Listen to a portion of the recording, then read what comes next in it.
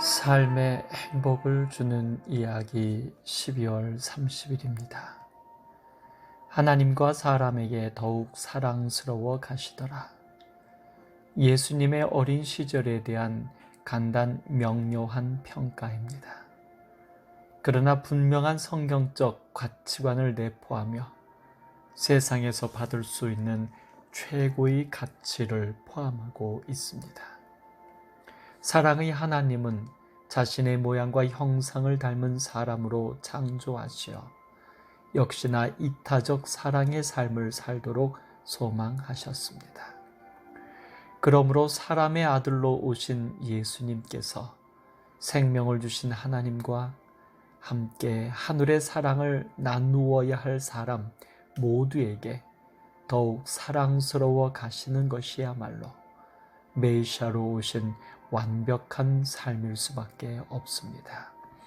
그렇습니다. 예수님은 업적이나 결과에 있어서만 메시아일 수 없습니다. 과정, 곧 삶에서도 하나님과 온전히 하나가 되어 세상을 살아가는 죄인들에게 본이 되고 사단의 주장과 하나님의 구원을 지켜보는 온 우주에는 증인이 되셔야 했습니다. 중국 선전시에 있는 355m 75층 건물이 지진이나 강풍의 영향도 없이 휘청거렸지만 원인은 규명되지 않고 있습니다. 글로벌 타임스에 따르면 건물 35층과 55층 그리고 60층에서 심한 흔들림이 발생했으며 찻잔의 물과 선풍기 등이 위아래로 흔들렸다고 합니다. 건물 관리소 측은 즉각 고층에 있는 사람들을 밖으로 나가도록 폐쇄 조치하였습니다. 이런 가운데 당시 시공 상황에 대해 기록한 20년 전 논문이 공개돼 논란이 확산되고 있는데 설계 도면이 완성되지 않은 상태에서 공사가 시작됐다는 것입니다. 논문에서는 기초공사 완료 후 시공업체 선정 과정에서 완성된 도면을 제공할 수 없었으며 총도급 업체를 확정했지만 작업 중 도면을 기다리는 일이 잦아 수시로 공사가 중단됐으며 설계도 또한 수시로 바뀌기까지 했다는 것입니다. 이렇게 설계도도 없이 그리고 수시로 변경되는 설계도로 만들어진 건물이 안전하게 지어질 수 있었을까요? 두려워하거나 의심하지 않아도 됩니다.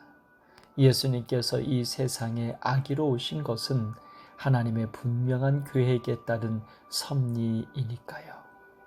더욱이 그 계획, 곧 구속의 경륜은 급조되거나 수시로 바뀌지도 않습니다.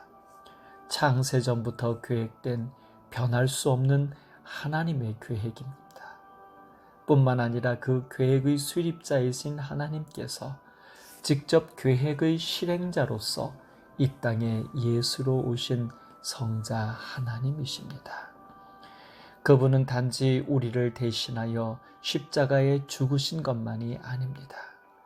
그분은 우리의 삶의 모본을 보이셔서 죄의 세상에서 행복하게 그리고 죄를 이기고 살아가는 길을 알려주셨습니다.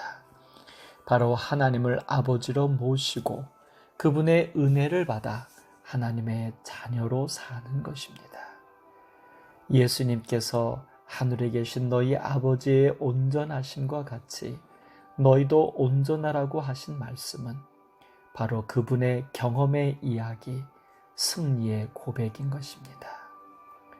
예수님도 아기로 태어나셔서 어린 시절과 청소년 시절을 보내시면서 지혜와 키가 자라가셨습니다.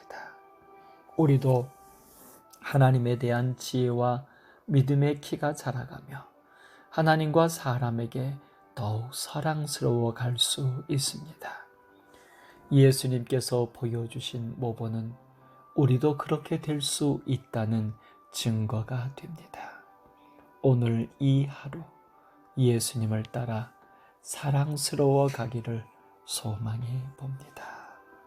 삶의 행복을 주는 이야기였습니다.